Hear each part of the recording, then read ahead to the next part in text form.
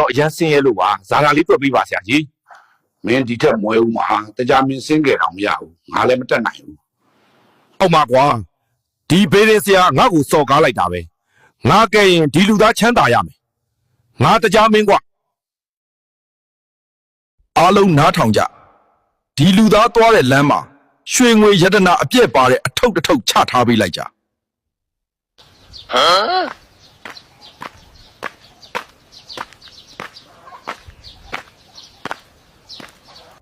ဒီလူသားကအပေါ်ကိုငေးကြည့်ရင်လမ်းလျှောက်နေတာပဲ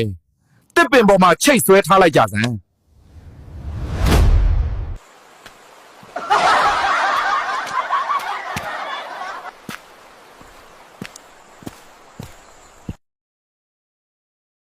ဒီတစ်ခါ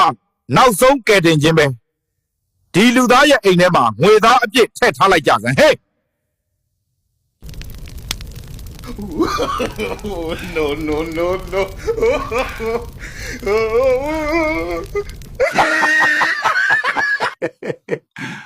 ငါပြောတာပဲ